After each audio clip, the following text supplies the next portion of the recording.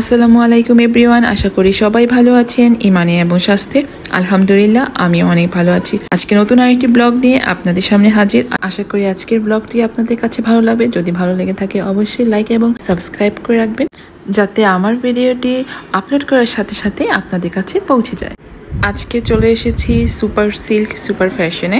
তো এখানে অনেক ড্রেসের কালেকশন আছে, গজ কাপড়ের কালেকশন আছে, ছেলেদের পাঞ্জাবির কালেকশন আছে, চাদরের কালেকশন আছে, বিভিন্ন ধরনের কাপড় শাড়ি কালেকশন আছে, পিলো ছিল। আমি আবার শপিং মলটা একটু ঘুরে ঘুরে দেখতেছিলাম, তো খুবই ভালো লাগছিল।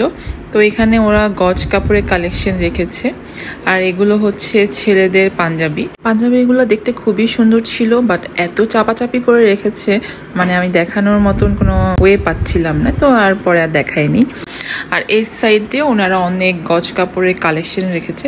কাপড়গুলো খুবই সুন্দর ছিল, যত ধরনের গজ কাপড়ের প্রয়োজন হয় বা লাগে এখানে আসলে পাওয়া যাবে। আর এখানে অনেক সুন্দর সুন্দর হেজাব ছিল, খুবই সুন্দর সুন্দর হেজাবগুলো ছিল। তো আমি দেখতেছিলাম, ভিডিও করছিলাম।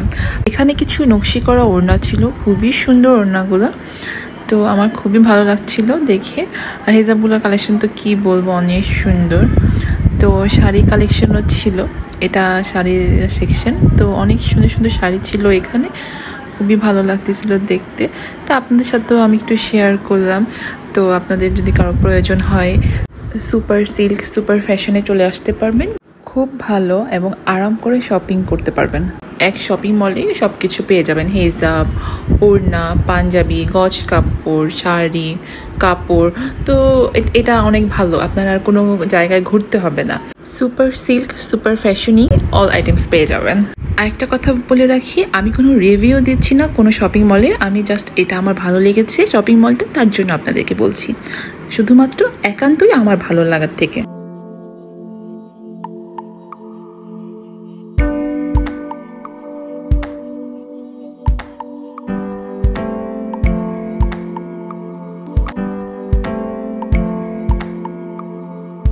এখানে কিছু পিলো ছিল, আমার খুবই ভালো লেগেছে। তো আমি পিঙ্ক কালার পিলোটা খুব পছন্দ করেছিলাম, আর একটু ময়লা ছিল কাপড়টা, তো তার জন্য আর নেওয়া হয়নি। তো কিছু কেনাকাটার পরে আমি সসলিতে চলে যাই। তো এখান থেকে কিছু খাবার নিব, তো কি নেওয়া যায় এটাই আমি দেখতেছিলাম, আপনাদের সাথেও শেয়ার করলাম। তো খাবারগুলো এত সুন্দর লাগছিল আমার কাছে, লুকস ভেরি গুড, কি বলবো, এত সুন্দর লাগতেছে খাবারগুলো ভিডিওতে দেখে। আমার তো এখনই খেতে ইচ্ছে করতেছে, আর যখন এই খাবার দেখতে সুন্দর, সেই খাবার খেতেও খুবই মজা, একটা কথা আছে। তো দেখে দেখতে খুবই ভালো লাগছিল। পেস্ট্রিগুলো আমার খেতে এখন লোভ লাগতেছে, বাট আমি এখন খেতে পারবো না। তো যাই হোক, খাবার দেখলে এই একটা সমস্যা, তাই না? যখন খাবার সামনে থাকে তখন খেতে ইচ্ছে করে না, আর যখন খাবারগুলো দেখে ভিডিও করা বা দেখলে তখনই খেতে ইচ্ছে করে যে সে খাবারটা এখন খেতে পারতাম। এই তো বিকেল দিকটা বাইরে কাটিয়ে এখন বাসায় চলে এসেছি। তো আমি এখন আবার আমার এক ননদের ঘরে আসলাম। তো আমাকে ডেকেছিল বিকেলেই, তো আমরা বাইরে যাওয়ার কারণে আর আসা হয়নি। তো সন্ধ্যায় আসলাম ওর সাথে দেখা করতে। তো আমার ননদ ঘরটাকে খুব সুন্দর করে সাজিয়েছে, আপনাদের সাথে একটু শেয়ার করলাম। তো ও অনেক সুন্দর করে ওর ঘরটাকে সাজিয়েছে ওর মতন করে, তো দেখে খুব ভালো লাগতেছিল। আর এখানে ওর শোপিসের কালেকশন, খুব সুন্দর করে শোপিসগুলো সাজিয়ে রেখেছিল।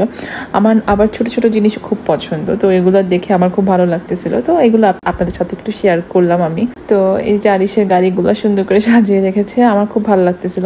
আর সাজানো গোছানোটা কি নিজের কাছে, নিজের মনের মতন করে সাজাতে পারলেই মনে হয় যে অনেক সুন্দর লাগছে। আর নিজের ঘরটা নিজের মতন সাজাতেই হয়, এটা অন্যের আইডিয়া দিয়ে সাজানো যায় না। কারণ কোথায় কি রাখবো, কোন জায়গাটায় কোনটা রাখলে ভালো লাগবে, ওইটা না ওই যে থাকতে থাকতে বোঝা যায়। এটা একান্তই আমার মত। তো অনেকের অনেক রকম ভিন্নতা আছে, বাট আমার মনে হয় নিজের ঘরটা নিজে সাজালে অনেক ভালো লাগে।